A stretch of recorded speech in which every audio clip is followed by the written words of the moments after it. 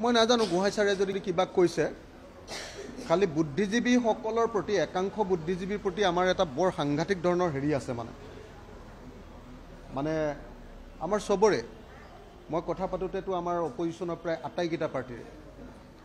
এটা সাংঘাতিক ধৰণৰ মানে আমাৰ মানে কি ক'ম আমাৰ মানে এটা সাংঘাতিক ধৰণৰ একাংশ বুদ্ধিজীৱীৰ প্ৰতি মানে বিজেপি বিৰোধী একাংশ বুদ্ধিজীৱী সাংঘাতিক ধৰণে কংগ্ৰেছপন্থী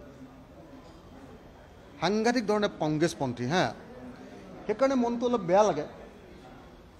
যে আমিতো সদায় ঐক্যমঞ্চৰ পক্ষত এইটো বিষয়ততো মই একো ক'বই নোৱাৰোঁ কালিয়ে নকওঁ বুলি ইতিমধ্যে নটিফিকেশ্যন জাৰি হৈ গৈছে আমাৰ তো আমিতো সদায় ঐক্যমঞ্চৰ পক্ষত আমি একলগ হ'বলৈ চাইছোঁ গতিকে যদি কোনোবাই বেলেগকৈ উত্তৰ দিয়ে তেতিয়াহ'লে তেওঁলোকৰ গাটো চিকুটি মাৰি চাব লাগিব যে তেওঁলোক কাৰ পক্ষ